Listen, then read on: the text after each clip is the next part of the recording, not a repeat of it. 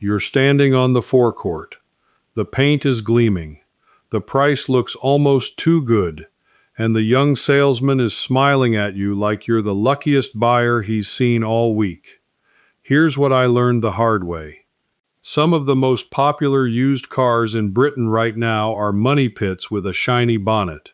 The mechanics who fix them for a living wouldn't touch them with a barge pole, and they've told me exactly why.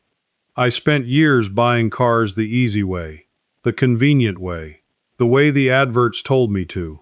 I paid for it, so before this is over, I'll hand you a single cold start test you can do in 30 seconds, standing in your own driveway, that reveals a fault most sellers pray you'll never catch. You don't need a garage. You don't need a diagnostic computer. You already own everything you need. Let me take you back a few years first. I was parked outside a little garage in Derby, waiting for my own car, and I watched a mechanic wheel out an engine part from a 5-year-old family hatchback. He held it up to the light, shook his head, and said one sentence I never forgot. "They built this to fail, and the owner paid twice." I didn't understand it then. I do now, and by the end of this, so will you. Because here's the truth. Nobody on that forecourt will tell you. The problem isn't old cars. Old cars, the honest ones, ran for 200,000 miles on a service and a prayer. The problem is a specific list of modern cars, sold cheap on the used market, precisely because the people who know engines are quietly walking away from them. Let me start with the one that fooled me completely. The first car sits in nearly every used listing in the country, and it looks like the sensible German choice. The BMW 3 Series and 1 Series built with the 2-liter diesel engine, the one they called the N47. On paper it was brilliant. Smooth, economical, respectable badge on the bonnet. I nearly bought one myself. A friend of mine did buy one, and that's where my education began. Here's what the salesman won't mention.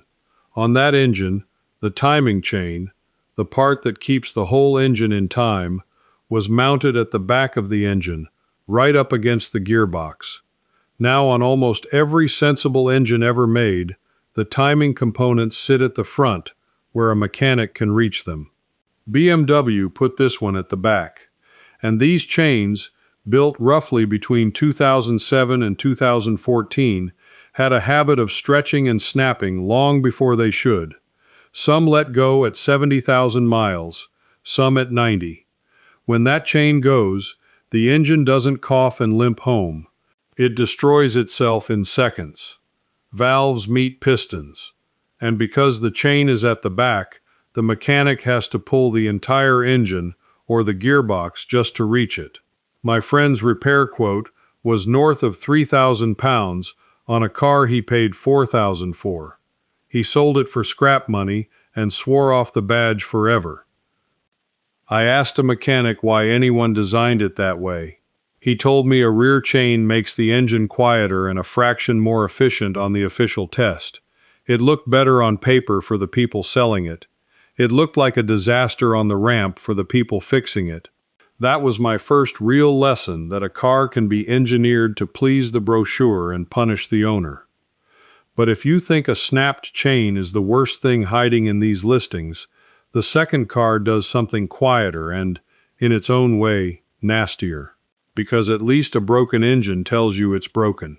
The second one is the automatic gearbox that slips its way through your bank account.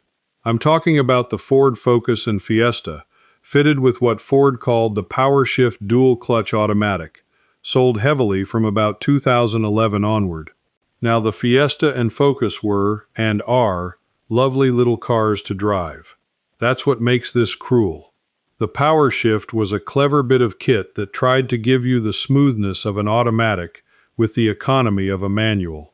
When it worked, it was fine.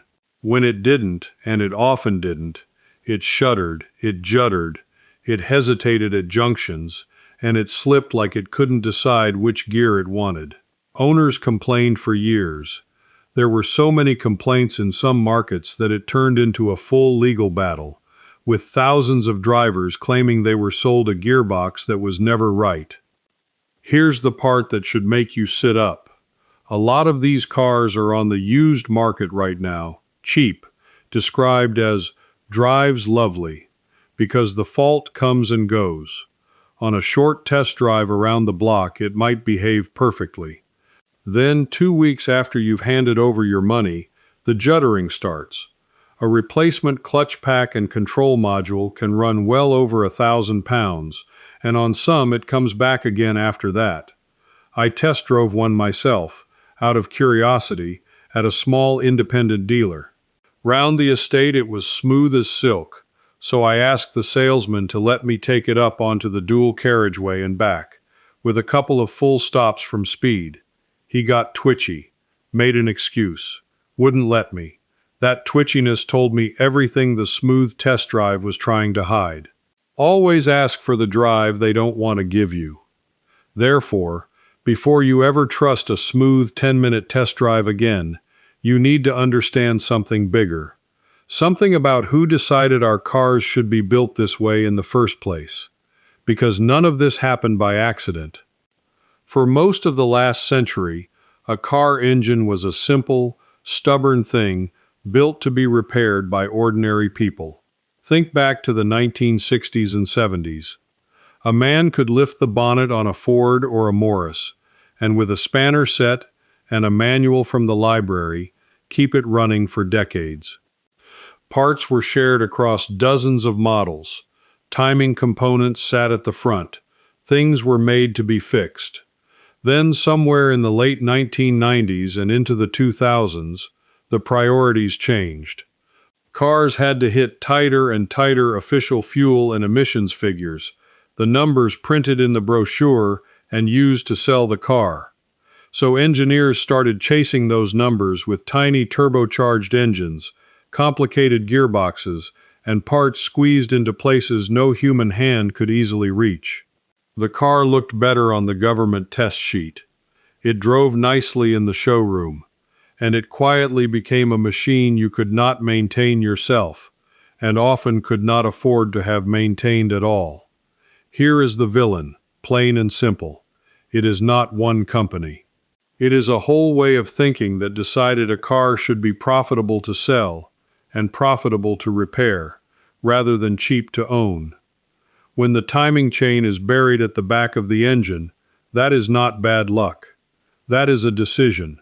When a gearbox is sealed and labeled "filled for life," that is not generosity. That is a decision to stop you and your local independent mechanic from ever servicing it, so that when it fails, the only door open to you is the main dealer's, and the only price is theirs. And that phrase, "filled for life," brings me to the third car on the list, because it's one of the most dishonest phrases in the whole motor trade. The third car is the small family crossover everyone seems to own, the Nissan Qashqai, particularly the versions fitted with the continuously variable automatic gearbox, the one they call a CVT, and the early diesel versions with their troublesome exhaust filters. The Qashqai practically invented the modern crossover in Britain. It's sold by the hundreds of thousands, which means the used market is flooded with them, and that flood is exactly the problem. That CVT gearbox was often sold as sealed for life, no fluid change needed. Ask any honest gearbox specialist and they'll tell you that's nonsense.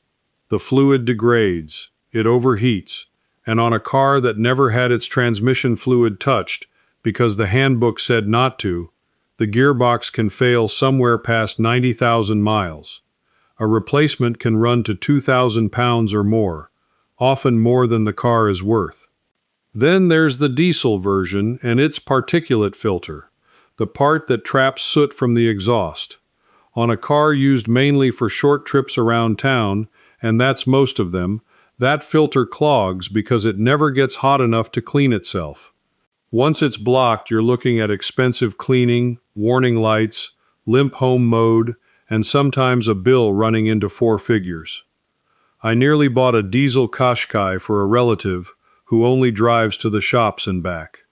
A mechanic I trust stopped me cold. He said a town-only driver buying that diesel is the single most common expensive mistake he sees. He wasn't being dramatic.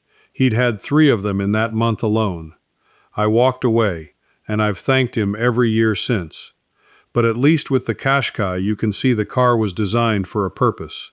The 4th car on my list was built to look expensive and reliable, and it delivered on exactly one of those 2 promises. The 4th is the one that hurts to say, because so many people dream of owning it. The Land Rover Range Rover Evoque, and its Land Rover Discovery Sport cousins from the mid-2010s. That badge means something in this country. It says you've arrived, and on the used market they now sell for a fraction of their showroom price, which makes people feel they're finally getting a bargain on a luxury car. They are not getting a bargain. They are getting somebody else's headache at a discount. These vehicles are famous in the trade for electrical gremlins that come and go with no pattern, for infotainment screens that freeze, for warning lights that appear and vanish, and for a small diesel engine that had its own timing chain and oil pump troubles. When a warning light comes and goes, a diagnostic session at a specialist can cost you before they've even found the fault, and half the time the fault hides again the moment the car's on the ramp. The reason these sell so cheaply secondhand isn't kindness. It's that the people who owned them from new couldn't wait to get rid before the warranty ran out. The steep drop in price isn't a gift. It's a warning written in pounds and pence, and most buyers read it exactly backwards. They see a cheap luxury car. The trade sees a car nobody in the know will keep past the warranty. Now, I promised you something, and this is the moment I keep that promise, because I know exactly what some of you are thinking right now. You're thinking, this is all very well for a man who can afford to be fussy, but I've got a small budget and I need a car this month, and I can't be walking away from every listing. I hear you. The next part is built specifically for you, for the buyer with more sense than money, and it costs you nothing but a little patience. Here's the thing the trade doesn't want the ordinary buyer to realize.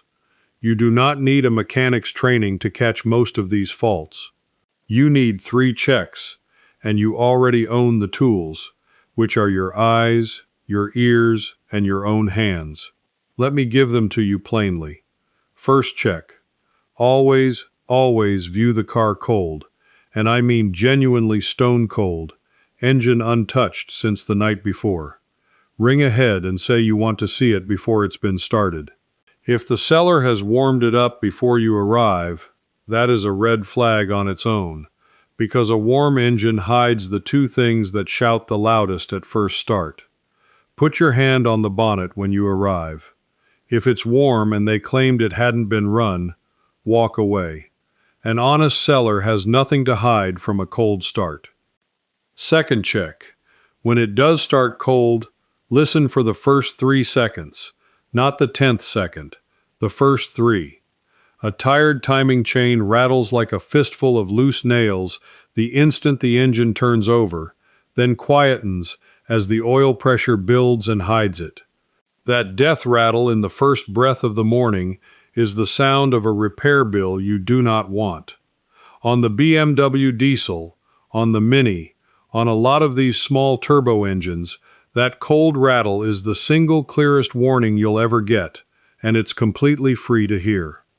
Third check. Watch what comes out of the exhaust on that first cold start, and put your hand near it. A little water vapor is normal. Blue smoke means the engine is burning oil. A steady puff of black on a diesel means it's struggling to breathe through a clogged filter. And feel the exhaust tip with a finger once it's warmed a minute. Oily black soot on your fingertip on a petrol car is telling you a story about how that engine's really been living. None of that costs a penny. None of it needs a computer. Our grandfathers judged a horse by its teeth and its breath, and you can judge a modern engine the very same way, by the noise it makes and the air it breathes in its first cold minute of the day. The trade would much rather you turned up, sat in the warm leather, liked the smell, and signed. Don't give them that. Give them the cold start. And before we get to the fifth car on the list, let me stop for a moment, because everything I've just handed you about that cold start deserves to live somewhere you can keep it. Picture yourself 2 weeks from now, standing on a stranger's driveway at 7 in the morning, key not yet turned, and you wish you had every one of these checks written down in your pocket instead of half remembered in your head. That's exactly what the Complete Engine Intelligence Library does. It's 3 field-tested manuals that put you back in control before the next repair quote hits. The Reset Manual hands you the cheap habits that push any engine past 200,000 miles, the oil protocol, the warm-up routine mechanics knew before the manuals got thin, and how to stop a timing chain collapse before it costs you a fortune. Deep Leverage teaches you to read the auction sheet before the dealer does, dismantle the trade-in trap, and never get charged 3 times the real cost of a repair. And here's a check you can do for free tonight, before you buy anything. Walk out to your own car in the morning, before it's been started. Put your hand flat on the bonnet, then turn the key and listen bare-eared for the first 3 seconds, exactly as I taught you. If your own engine passes clean, you'll know the sound of a healthy one, and you'll spot a sick one instantly on someone else's driveway. The fastest way to get the books is to scan the QR code right there on your screen, or go to the link in the description or the pinned comment. And here's the honest reason to look now, not someday. The next car you buy is coming whether you're ready or not, and the wrong one starts costing you the day you drive it home. So keep that cold start check in your head, because the 5th car on my list rattles louder than any of them. Now, armed with those 3 free checks, let me show you the cars where they matter most. The 5th car is the one everybody's daughter wants, the Mini Cooper and Cooper S, from roughly 2007 to 2010. The models built with the engine they developed jointly and called the Prince engine. Cute car, fun to drive, fashionable, and fitted with a timing chain that became famous, in the worst way, for a rattle known up and down the country as the Mini Death Rattle. That chain and its tensioner wear early. Owners hear it on cold start, that horrible metallic rattle for a second or two, and they're told it's nothing. Drive it, they all do that. It is not nothing. Left alone, the chain can jump or snap, and again you're into engine-destroying territory with a repair bill that dwarfs the value of the car. These engines could also be thirsty for oil, burning through it between services, so an owner who didn't check the dipstick could starve the engine without even knowing. I looked at one for my niece. Lovely little red thing. Started it cold, exactly as I told you to, and there it was, that rattle, plain as day, for a good 2 seconds before it settled. The seller said, "Oh, they all do that, don't worry." I worried.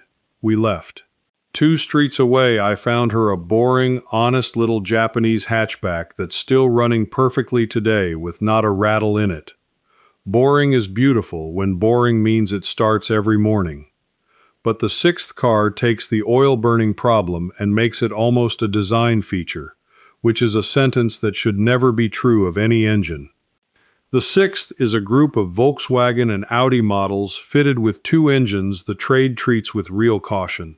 One is the small turbo petrol they called the 1.4 TSI from the late 2000s, which suffered its own timing chain tensioner failures, the chain able to jump and wreck the engine.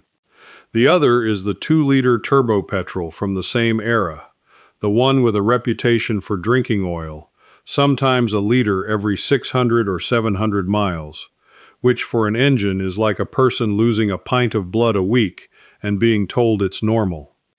Volkswagen and Audi carry a badge that whispers reliability and quality to the British buyer.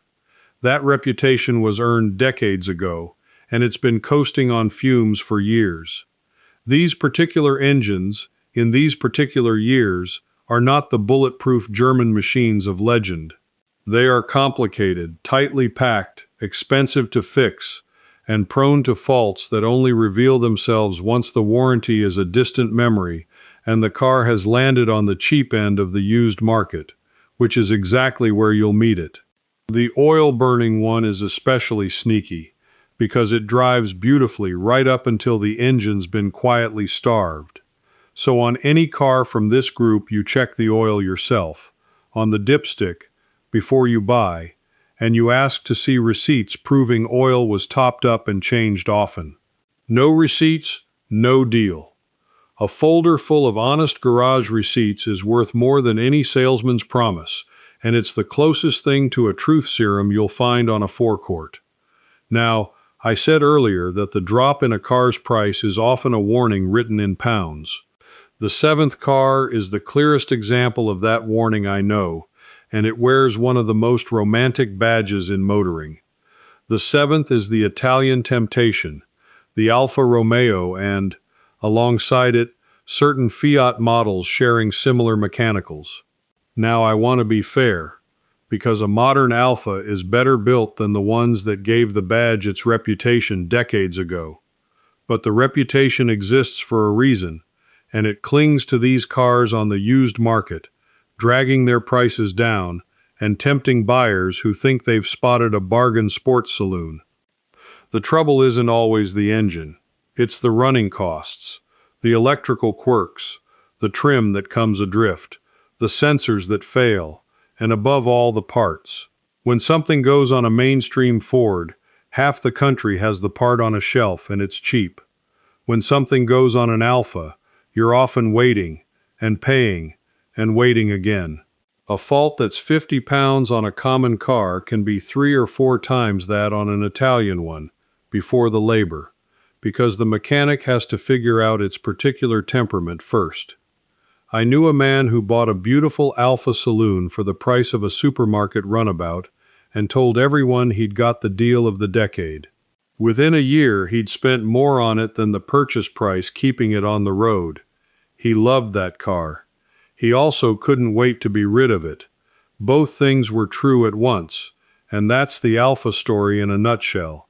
Buy one with your heart if you must, but never, ever buy one thinking you've saved money. And that leads me to the eighth and final car, the one that ties this whole list together. Because it isn't really about a badge at all, it's about a trap. The eighth isn't one model, it's a type, and it's the most dangerous one on the whole forecourt. It's the X-Fleet high-mileage small-turbo diesel sold to a town driver. Think of the diesel Vauxhall Astra and Corsa, the diesel Ford Focus, the diesel Peugeot and Citroën models, all of them fitted with modern diesel engines carrying particulate filters, and, on many, an added tank of fluid the system needs to clean its exhaust. These cars were designed for one life, long, steady motorway miles as a company rep's tool. When they're used that way, they can be fine, but they get sold off cheap onto the used market, and they get bought by people who only ever drive a few miles into town and back, and that short trip life is poison to them. The exhaust filter never gets hot enough to clean itself, so it clogs. The system throws warnings. The car drops into limp mode, and the repairs, filter cleaning or replacement, injectors, the whole exhaust after-treatment system stack up into the thousands on a car you paid perhaps £2,000 for. The cruelty is that a diesel still feels like the sensible, frugal choice to a lot of people my age. We were told for years that diesel was the economical option. For a high-mileage motorway driver, it can still be. For someone popping to the shops 3 miles away, a modern turbo diesel with a particulate filter is one of the worst possible choices you can make, and the forecourt will happily sell you one with a smile, because they know it'll be back as somebody's problem, just not theirs. So there's the pattern under all 8. It was never really about which badge is best. It was about a motor trade that slowly, deliberately, over the last 20-odd years, built cars that look wonderful in the showroom and on the test sheet and cost you a fortune the moment they're yours. Buried timing chains, sealed-for-life gearboxes that quietly die, filters that clog on the school run, parts hidden where only a main dealer can charge you to reach them. None of it is accident. All of it is design. Now I promised you a finale, and here it is. The single check that pulls all of this together, and it comes from the oldest wisdom in motoring, from a time before computers, when a good mechanic diagnosed a car with a screwdriver and his own ear. Older mechanics, the ones who trained back in the days of the workshop manuals, had a trick. They'd take a long screwdriver, or in the old days a length of wooden dowel, press the handle end firmly against a bony part of the engine, and put their ear to the other end. It turns the whole tool into a stethoscope. A doctor listens to a chest. These men listen to an engine's heart, and through that simple wooden or metal rod, you can hear exactly where a noise is coming from, whether it's the top of the engine where the chain and valves live, or deeper down. Here is your weekend test, and it costs nothing. Before you buy any used car, go and see it cold, first thing in the morning, engine untouched.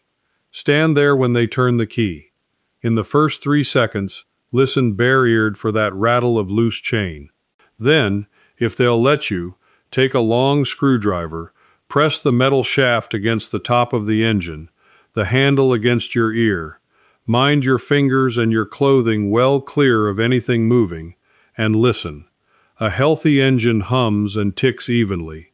A dying one taps, knocks, or rattles in a way you will feel in your stomach the moment you hear it. Watch the exhaust for blue or black smoke on that same cold start, and check the oil on the dipstick with your own hand. That's it. That is the whole secret.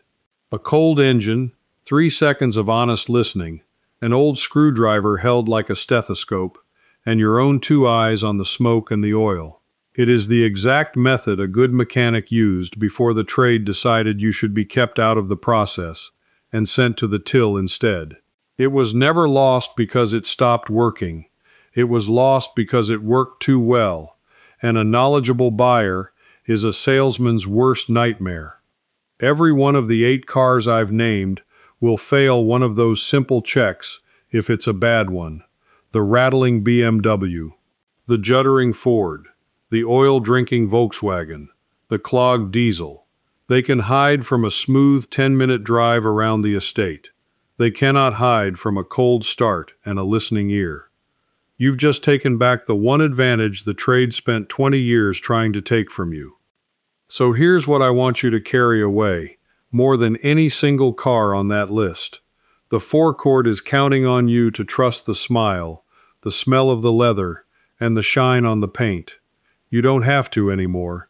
You've got the ear of an old mechanic in your own head now, and nobody can sell that back to you.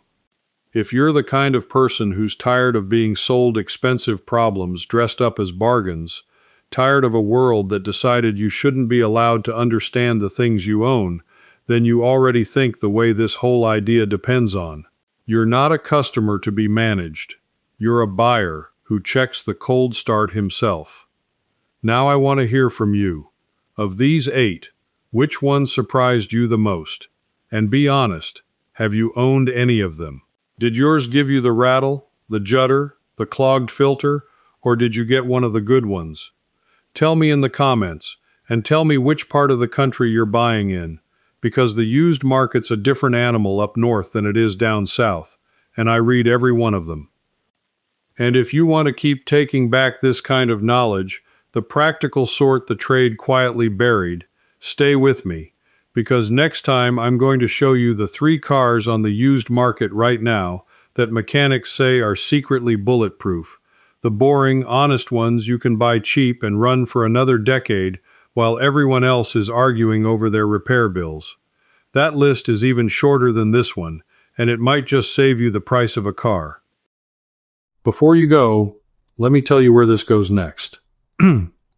Inside the Old Way Society, I pick up right where this video left off. And in there, you can ask me your own question. And a real person answers, not a machine. Folks like you already belong here.